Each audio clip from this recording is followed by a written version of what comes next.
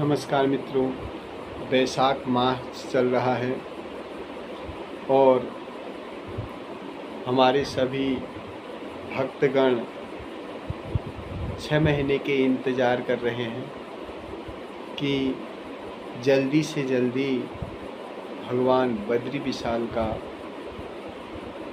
द्वार खुले, कपाट खुले और हम दर्शन करने के लिए जाएंगे। बद्री विशाल की जो दर्शन की महिमा है वह स्वतः सौनकादि ऋषि सूत जी से पूछ रहे हैं और सूत जी कह रहे हैं, धन्य भाग आपके, मेरे धन्य भाग जो आपने यह प्रश्न पूछा, लेकिन मैं इसमें अधिक क्या कहूँ। मेरी वाणी इतना पवित्र नहीं है। गुरु की कृपा से मैं जो बोलूँगा गुरु की कृपा से ही बोलूँगा। और कह रहे हैं कि आज मैं धन्य हो गया, धन्य धन्य धन्य हो गया, कई बार धन्य हो गया। यह सूत जी कह रहे हैं एक बार यह कथा बद्री नारायण क्या है, उसका महात्म क्या है और वहाँ का फल क्या है।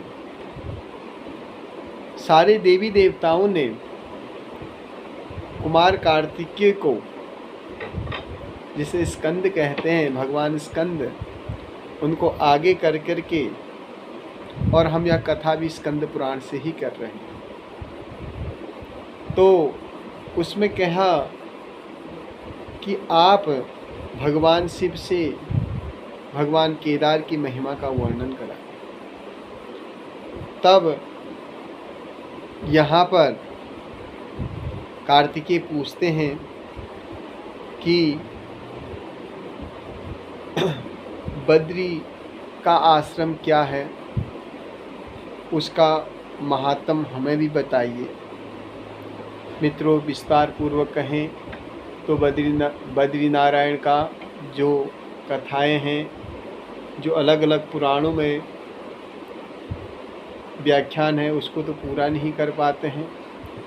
समय बीत जाएगा, युग बीत जाएगा, लेकिन कुछ शब्द जब हम तीर्थ में जाते हैं तो उस तीर्थ का महत्व हमें पता होना चाहिए, जिससे कि हम कोई पाप न करें, जिससे कि हमसे कोई भूल चूक न हो। क्योंकि यह परंपरा साउथ की है। साउथ की एक ऐसी बढ़िया परंपरा है, वह पहले वहाँ के बारे में, उस तीर्थ के बारे में पूरा पढ़ करके विद्वानों से, गुरुओं से, महात्माओं से पूछ करके तब उस और वह भ्रमण करते हैं। लेकिन हम लोगों में यह चीज़ अभी नहीं है।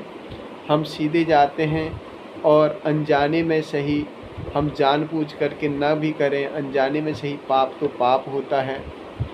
पाप उसी प्रकार से लगता है जिस प्रकार से तवे में रोटी गर्म हुई रहती है, हाथ जल जाता है, फिर दोबारा उससे हम कितनी क्षमा कर दें, क्षमा मांग लें, लेकिन फिर हाथ लगेगा तो जलेगा। उसी प्रकार से तीर्थों में करा हुआ पाप, जितना सारे पापों का दोष तीर्थों में मिट जाता है तीर्थ दर्शन करने से, उसी प्रकार से तीर्थों में करा हुआ पाप अक्षय बन जाता है। उसका फिर कोई तोड़ नहीं है, वह कोटि बार नरकों में जाता है। इसलिए किसी भी तीर्थ में जाना है तो उस तीर्थ के बारे में जान लेना जरूरी है।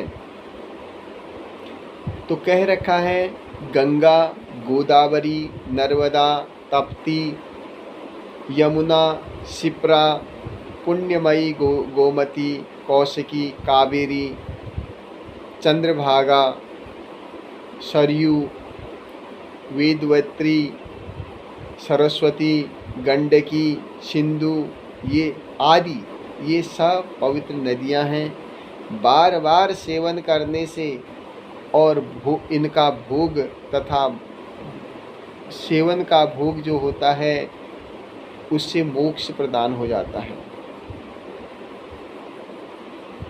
अयोध्या, द्वारिका, काशी, मथुरा, अवंतिका, कुरुक्षेत्र, कांची,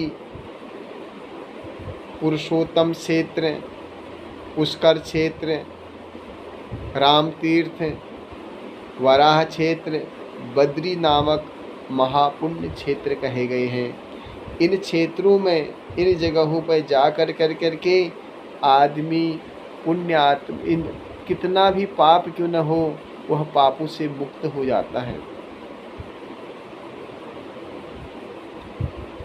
अन्य तीर्थों में अपनी अपनी परंपरा होती है, लेकिन शास्त्र कह रहा है कि श्री हरि विष्णु के तीर्थ बद्रीनारायण में कीर्तन करने से सभी दोषों का नाश हो जाता है। और कह रखा है मृत्यु के बाद वह भगवान के परम धाम को प्राप्त होता है। इसलिए कह रखा है कि गोमती स्नान करने से भगवान श्री कृष्ण के मुखार बिंद के दर्शन करने के बिना ज्ञान ही मनुष्य को मुक्त कर देता है। मित्रों, जो लोग निरंतर एक भाव से बिना पढ़ा लिखा, बिना कुछ भी करा, उस आश्रम में जा कर के बैठता है, वहाँ तप करता है, उस तप का प्रभाव शास्त्रों में भी उसका वर्णन नहीं करा गया है, क्योंकि वह कोटि क्षेत्र से कोटि गुना ज़्यादा है। प्रसंग आता है कि अवंतिका में वैशाख मास पर आने पर मनुष्य शिप्रा के जल से विधिपूर्वक स्नान करने से, कोटि तीर्थ में गोदा लगाने से, श्रेष्ठ ब्राह्मणों को भोजन कराने से पाप मुक्त हो जाता है। और कुरुक्षेत्र में अगर राम तीर्थ में सूर्य ग्रहण के समय पर कोई गोता लगाता है तो उसको हरि का पद मिलता, हरि क्षेत्र में उसको परम पद मिलता है। इसके अलावा इसमें कह रखा है कि इसके अलावा भी अगर कोई भेद बुद्धि पैदा करके मनुष्य निंदित अगर भेद करता है, मंद बुद्धि वाला, उसको पाप भी लगता है।